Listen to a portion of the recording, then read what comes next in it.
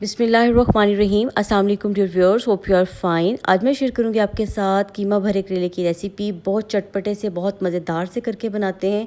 आइए रेसिपी को शुरू करते हैं। 1 किलो करेले ले लिए थे मैंने और इनके छिलकों को उतार लिया था। इस टाइम पे मैंने छिलकों को मुकम्मल तौर पे उतारा है, लेकिन ऊपर से इसकी स्किन को खुरचेंगे नहीं, बस सिर्फ इसके छिलके उतार देंगे। लेकिन इन छिलकों को हमने वेस्ट नहीं करना, बल्कि इन छिलकों को भी हम पकाएंगे। और ये छिलके और बीज जो होते हैं ना, ये पेट के लिए बहुत फ़ायदेमंद होते हैं, तो इनको आप ज़ाया मत किया करें। इनको भी आप बनाकर देखें, आपको बहुत मज़ा आएगा। ये बहुत मज़ेदार बनते हैं। जब इसके छिलके आप अच्छे से उतार लें तो आपने बीज, कभी कभी कुछ हार्ड होते हैं, हार्ड बीजों को हमने शामिल नहीं करना, सिर्फ नरम बीजों को करना है। तो आप किसी छोटे चम्मच की मदद से बड़े आसानी से इसको निकाल सकते हैं। अगर आप हाथ की मदद से निकालने की कोशिश करेंगे तो अगर सख्त बीज होंगे तो आपके नाखून में चोट लग सकती है। तो बस थोड़ा एहतियात से काम किया करें। यहाँ पर छिलकों को उतारने के बाद, बीज निकालने के बाद करेले मैंने एक बाउल में शामिल कर लिए हैं। 2 चाय के चम्मच इसमें नमक शामिल करके आपने करेलों पर अच्छे से नमक लगा देना है। यानी आप इसको अच्छे से नमक के साथ मिक्स कर लें। मिक्स करने के बाद आपने इसको कुछ देर के लिए कवर करके रख देना है, ताकि अच्छे से ये पानी जो इनका होता है ना, कड़वा पानी, वो निकल जाए। और बस यहाँ पर हम तकरीबन आधे घंटे के लिए इसको कवर करके रख देंगे। अब यहाँ पर जो मेरे पास बीज हैं, इनको भी, जो नरम वाले बीज हैं उनको हम काट लेंगे। देखिए ये इतने नरम है कि ये आसानी से कट रहे हैं। आप चाहे तो बीज ऐसे भी शामिल कर लें तो चल जाएगा। छिलकों को भी मैंने काटे बगैर शामिल किया है, क्योंकि ये छिलके बड़े क्रिस्पी से होते हैं। जब हम इसमें नमक लगा के इसको थोड़ा सा मसलेंगे तो ये बहुत आसानी से छिलके जो हैं वो छोटे टुकड़ों में तकसीम हो जाएंगे। तो बस आपने इस तरह बीजों को भी और छिलकों को भी इकट्ठा मैंने यहाँ पर नमक लगा के एक बाउल में रख दिया है। अब आपने इसको भी तकरीबन 30 मिनट के लिए कवर करके रख देना है। पहले अच्छे से आपने ना मसल लेना है छिलकों को और बीजों को, उसके बाद कवर करके रख दें। 30 मिनट के बाद यहाँ आप करेलों का पानी देख सकते हैं, किस तरह से करेलों ने अपना पानी छोड़ दिया है। ये कड़वा पानी होता है, ये आप ज़ाया कर दें। और अच्छे से आपने करेलों को धो के किसी छलनी में डाल के खुश्क कर लेना है। अब यहाँ पर हम करेलों को फ्राई करेंगे। मैं कीमे को भर के फ्राई नहीं करूँगी। सबसे पहले हम कच्चे करेलों को ही फ्राई कर लेंगे, और जब करेले अच्छे से गोल्डन हो जाएंगे ना, तो हम इसके अंदर कीमे की स्टफिंग भरेंगे। आप कीमे की प्याज, टमाटर, मसाले की, किसी की भी स्टफिंग करें, लेकिन अगर आप इस तरह से फ्राई कर लेंगे ना तो आपका काम बहुत आसान हो जाएगा। यहाँ पर जब करेले अच्छे से गोल्डन हो जाएंगे ना, तो ये देखिए अंदर तक घी जाने से ना ये कुक हो गए हैं। तो अब हमारा कुकिंग टाइम भी कम हो जाएगा और हमें ज़्यादा देर के लिए दम पे भी नहीं रखने पड़ेंगे, और ये बहुत आसानी से तैयार हो जाते हैं। बस इसी तरह जब तमाम करेलों का कलर गोल्डन हो जाएगा तो हमने अच्छे से घी को इसमें से निकाल देना है और इसको किसी छलनी में डाल के रख देना है, ताकि घी एक्स्ट्रा निकल जाए। अब एक कढ़ाई में कीमे की स्टफिंग तैयार करने के लिए सिर्फ 2 खाने के चम्मच आपने घी या कुकिंग ऑयल या बटर, जो भी लेना चाहते हैं ले लें, और 2 दरमियाने साइज़ के प्याज लेके उनको चॉप करके कढ़ाई में शामिल कर दें। अब हमने प्याज को सिर्फ उतनी देर तक पकाना है जब तक इसका कलर थोड़ा सा चेंज हो जाए।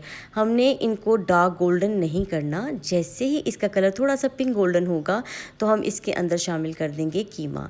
यहाँ मैंने 500 ग्राम बीफ का बरी कीमा लिया है। जिस कीमे के हम कबाब बनाते हैं ना, वो वाला कीमा लिया है। मशीन से 2 दफ़ा निकला हुआ है। अब इसमें प्याज़ों के साथ आपने इसको अच्छे से मिक्स कर देना है। इसके साथ मैंने यहाँ पर शामिल किया है चॉप किया हुआ लहसुन।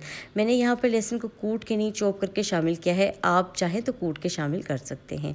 अब हमने कीमे को उतनी देर तक बस भुनाई करनी है जब तक ये पानी अच्छे से अपना छोड़ ना दे और इसका कलर चेंज ना हो जाए। जब ये टाइम आएगा तो इस टाइम पे हम इसमें शामिल कर देंगे टमाटर। मैंने 3 टमाटर लेके उनको चॉप करके इसमें शामिल कर दिया था। बस इसके साथ अब हम कुछ मसाले शामिल करेंगे। 1 चाय का चम्मच मैंने लाल मिर्च पाउडर शामिल किया है। इसके साथ शामिल करेंगे आधा चाय का चम्मच हल्दी, 1 चाय का चम्मच हम इसमें ज़ीरा शामिल करेंगे, और 1 चाय का चम्मच ही नमक जाएगा, 1 चाय का चम्मच इसमें सूखा धनिया जाएगा। घर के सादे से मसालों के साथ हम इसको तैयार करेंगे। बहुत मज़ेदार सी ये डिश तैयार होती है।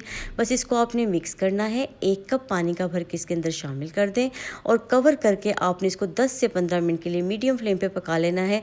बहुत ज़बरदस्त सा कीमा भुन के तैयार हो जाएगा। कोई भी स्पाइस आप अपने टेस्ट के अकॉर्डिंग कम या ज़्यादा कर सकते हैं। 1 खाने का चम्मच भर के मैंने नारदाना लिया, उसको भिगो दिया, फिर थोड़ी देर के बाद उसको साफ़ करके निकाल के मैंने अच्छे से कूट लिया है। 1 खाने का चम्मच कूटा हुआ खट्टा नारदाना मैंने इसमें शामिल किया है। इससे इसकी स्टफिंग बहुत मज़ेदार सी बनेगी। यहाँ पर हम लीमू का इस्तेमाल नहीं करेंगे। करेले भी हमारे जो हमने फ्राई करके रखे थे तकरीबन ठंडे हो गए हैं, तो इसमें आपने 1 खाने का चम्मच भर के करेले के साइज़ के मुताबिक स्टफिंग रखनी है और बस आपने इसको लपेट देना है। यकीन करें करें कि धागा लपेटने की झंझट नहीं है, कैसे इसको सिक्योर करें कोई मसला नहीं, बस आपने इसको इस तरह से अच्छे से बंद कर देना है और ये रेडी हो जाएंगे इसको। और ये भी नहीं कि इसमें से कीमा निकलेगा। यहाँ आप देखें सब करेले तैयार हैं। अब मसाला तैयार करते हैं। आधे प्याली घी ली है, 3 बड़े साइज़ के प्याज लेके उनको मैंने बारीक काट कर शामिल कर लिया है। जब प्याज अपना कलर चेंज कर लें, लाइट गोल्डन हो जाए, तो इसमें 5 से 6 टमाटर आपने शामिल करने हैं। इसका मसाला हम हमेशा ज़्यादा तैयार करते हैं, इससे ये बहुत ज़बरदस्त से बनते हैं। 4 मैंने यहाँ पे तीखी वाली सब्ज़ मिर्चें शामिल की हैं। बस जी इसको मिक्स करेंगे और कवर करके 10 मिनट के लिए रखेंगे। टमाटर अपने पानी में ही नरम हो जाएंगे और उसके बाद हम इसमें बाकी के मसाला जात शामिल करेंगे। आधी प्याली यहाँ पर मैंने दही शामिल किया है और इसके साथ जो घर के मसाले जाएंगे, 1 चाय का चम्मच हम इसमें लाल मिर्च पाउडर शामिल करेंगे। इसके साथ हम शामिल करेंगे इसके अंदर आधा चाय का चम्मच मैंने नमक शामिल किया है, क्योंकि कीमे में भी नमक है और करेले भी नमक लगा के ही हमने धोए हैं। 1 चाय का चम्मच जीरा, आधा चाय का चम्मच हल्दी और कोई मसाला आप अपने टेस्ट के अकॉर्डिंग कम या ज़्यादा कर सकते हैं। बस इसकी थोड़ी देर के लिए भुनाई करेंगे। यहाँ पर मैंने इसमें जो बीज और छिलके थे वो भी अच्छे से फ्राई कर लिए हैं। तो यहाँ पर आपने इसको इसमें शामिल करना है, मिक्स कर लेना है, ज़बरदस्त सा मसाला तैयार हो जाएगा। अब क्या करना है, आप चाहें तो इस टाइम पे भी इसको खा सकते हैं। बहुत मज़ेदार ये बीज और छिलकों का मसाला बनता है। लेकिन यहाँ पर मेरे पास जो बचा हुआ कीमा था मैंने वो भी इसमें शामिल कर दी है स्टफिंग करने के बाद। अब यहाँ पे तमाम करेले हम बड़े एहतियात से कढ़ाई में रख देंगे और ये देखिए कितनी आसानी से ये लिपट के बन जाते हैं। अब हमने यहाँ पर इसमें शामिल करना है करेलों का सीक्रेट इंग्रेडिएंट, जो मैं करेले पकाते वक्त ज़रूर शामिल करती हूँ। आप भी शामिल किया करें, इससे करेलों का कड़वापन भी कम होता है और इसका जायका भी बहुत अच्छा सा बन जाता है। यहाँ पर जी हाँ, मैं शामिल करूँगी आधा कप दूध।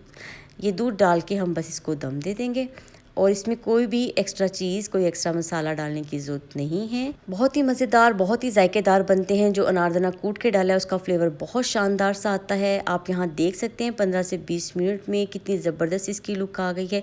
एक दफ़ा मैंने मसाले से इसको उलट पलट कर लिया था, तो यहाँ पर आप देख सकते हैं करेले हमारे खुले नहीं, बिल्कुल वैसे ही लिपटे हुए हैं। बहुत ज़बरदस्त सी ये रेसिपी है। रेसिपी को ज़रूर ट्राई कीजिएगा।